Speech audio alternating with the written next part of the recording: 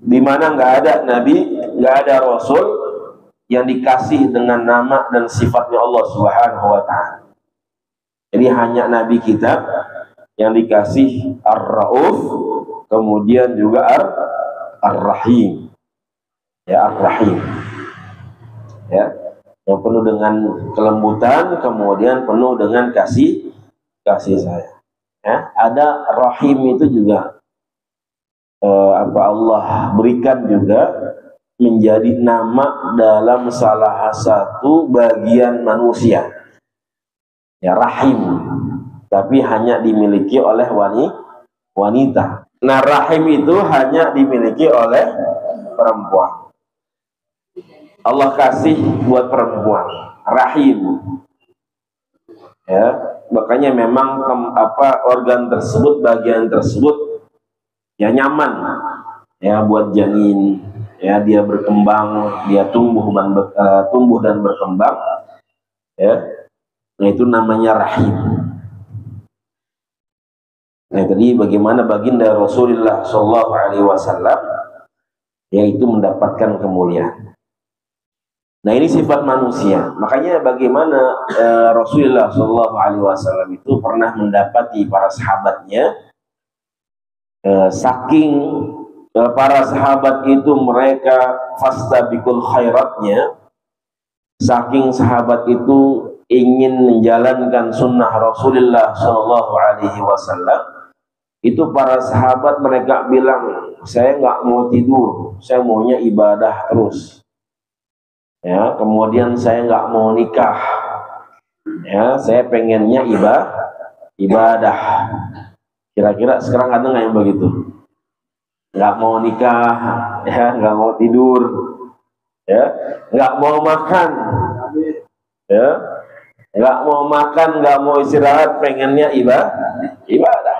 Nah, itu sempat terjadi ya di zaman baginda Rasulullah Sallallahu Alaihi Wasallam. Ya, mereka bilang, ya Rasulullah, kami nggak mau nikah, kami pengennya ibadah. Ya, menjalankan perintahmu. Saya nggak mau tidur, maunya ibadah, nggak mau makan, nggak mau istirahat. Ya, yang ada mereka itu malah dinasihatin oleh baginda Rasulullah Shallallahu Alaihi Wasallam. Ya, bahwasanya badan kita kata Rasul itu punya hak. Ya, keluarga kita juga punya hak. Ya, jadi jangan bagaimana kita menghilangkan fitrah yang diberikan oleh Allah Subhanahu wa Ta'ala. Ya, jadi ibadah terus, benar apa kagak? Ibadah terus. Ya. Salah juga kalau menelantarkan, meninggalkan keluarga. Ya. Jadi kalau huruf ya boleh, silahkan. Ya, tapi jangan meninggalkan kewajiban dalam keluar. Silahkan. Karena itu subhanallah. Ya. Kemudian dikatakan wan naum. Ya, jadi tadi sesuatu yang lumrah ya bagi para nabi, ya Rasulullah berdagang, ya para nabi berdagang, kemudian juga melakukan safar, kemudian melakukan peperangan, ya kadang Nabi terluka juga, kemudian menikah, dan Rasulullah atau para Nabi dan Rasul yang lain itu masuk ke pasar. Kemudian Syekh Nawawi Al-Bantani mengatakan wan naumi lakin bi a'yunihim faqat duna qulubihim. Yang namanya Nabi dan Rasul itu juga tidur. Akan tetapi kata beliau bi'ayunihim faqat, tidurnya para nabi dan rasul itu hanya matanya saja yang tidur, tapi hatinya enggak tidur. Ya, ini kelebihan atau kemuliaan yang Allah berikan kepada para nabi. Ya, makanya basyarun lakal basyari. Ya, manusia tapi tidak seperti manusia biasa. Ya, kalau kita pules, kalau kita pules, ya, jadi matanya saja yang merem tapi hatinya ya tidak meramu. Kemudian wa khurujul mani lakin bimtila'il aw'iyati faqat, ya, dunal ihtilam, ya, li'annahu min tala'ubi syaitan fala yajuzu lisyaitan ayyatasallatu alaihim. Kemudian bahwasanya yang namanya Rasul Nabi itu khurujul mani, ya, juga mengeluarkan yang namanya air mani, ya, lakin bimtila'il aw'iyati faqat, akan tetapi memang, ya, bahwasanya keluarnya itu dunal ihtilam, bukan disebabkan karena mimpi. Ya, kalau mimpi itu kita doang, tapi Rasulullah nggak pernah, atau para nabi yang lain, para rasul yang lain nggak pernah mimpi. Ya, artinya memang itu keluar dengan sendirinya. Ya, kalau di sini dikatakan lakin bimtila'il aw'iyah, memang penuh gitu. Imtila itu penuh, kemudian memang harus keluar. Nah, kalau kita manusia biasa, kita keluarnya dengan mimpi. Selain tadi, ya, Rasul menikah, ya, berkeluarga, ya, kalau kita juga menikah berkeluarga, tapi kalau kita umatnya itu dengan ihtilam, ya, dengan bermimpi, ya, dunal ihtilam, ya, kalau kita mimpi. Tapi kalau para nabi dan rasul itu keluar bukan disebabkan karena mimpi, ya, karena memang penuh, ya. Kalau kita kan ganti oli begitu kan, yang kudu dikeluar. Nah, itu memang keluar dengan sendirinya.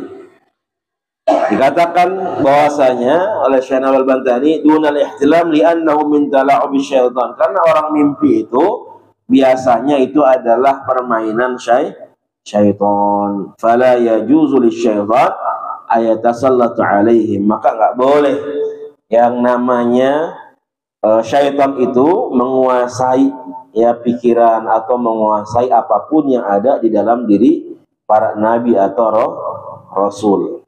Ya, rasul nabi itu ma'sum, ya, terjaga dari sesuatu yang hina, dari sesuatu yang nggak pantas, ya, atau terjaga dari apapun, dari kemaksiatan ataupun yang lainnya.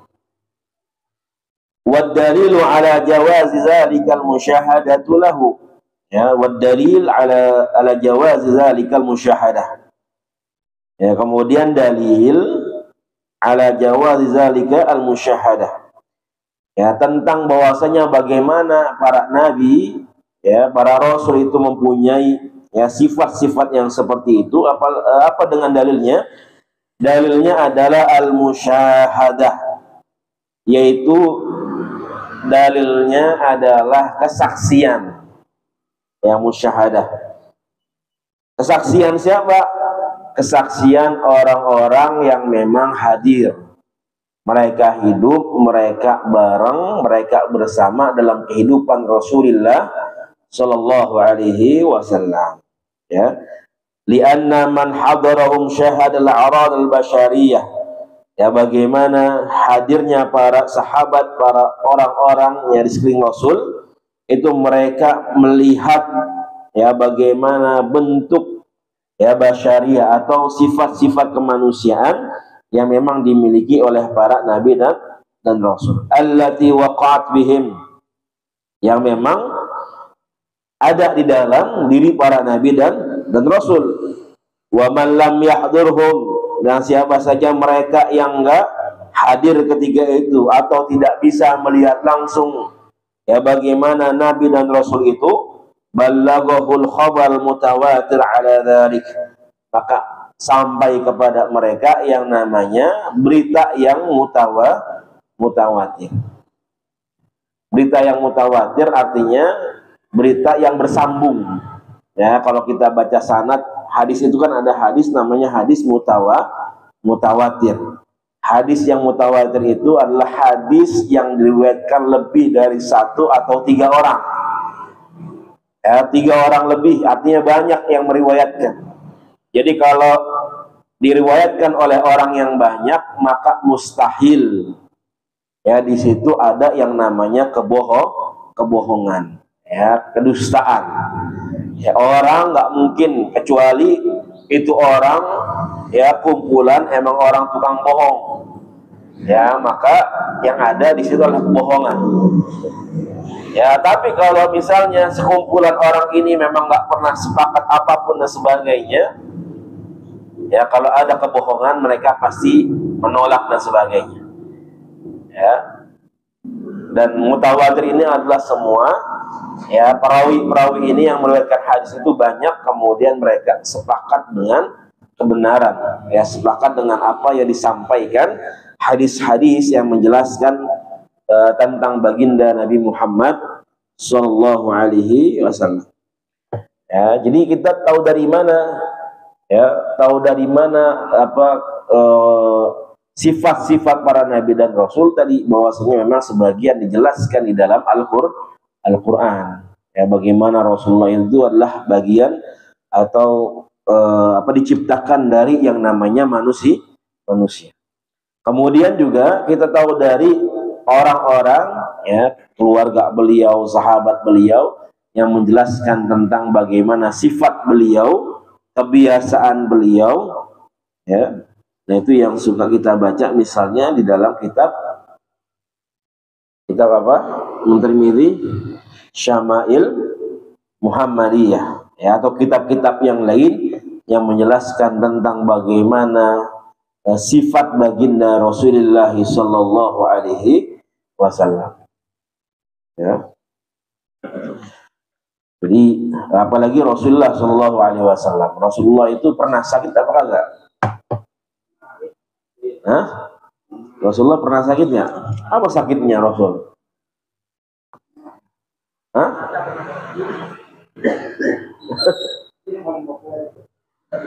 Apa sakitnya? Ya demam ya. Berapa kali Rasulullah sakit? Sebulan.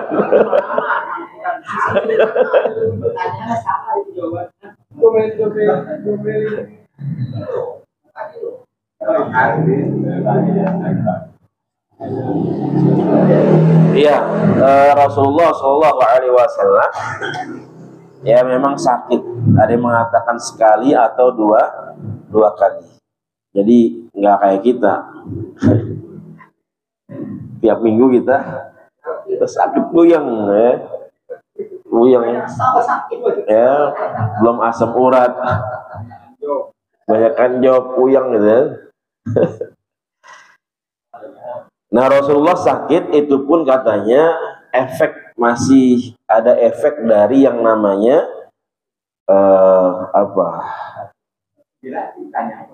disantet. Ya, disantet oleh orang Yahudi di Madinah. Tapi ketika disantet sakitnya nggak kayak kita. Kalau itu kan kalau disantet kelenger gitu kan, kejer. Ya.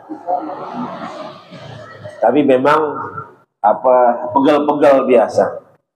Cuman memang yang dalam riwayat itu kan Rasulullah emang berasa tuh sakitnya tuh, yang sampai minta diganti. Ya sebelum beliau meninggal ya, sampai minta digantikan ya posisi imam ya kepada Sayyidina Abu Bakar As-Siddiq radhiyallahu taala. Nah itu katakan masih ada pengaruh dari santet atau sihir yang dilakukan oleh orang Yahudi. Orang Yahudinya namanya Labib bin Asam. Jadi kalau kita baca surat Al-Falaq kemudian surat An-Nas, nah itu dua surat itu turun ya sebagai penawar atau obat ya Rasulullah Shallallahu Alaihi Wasallam itu ketika beliau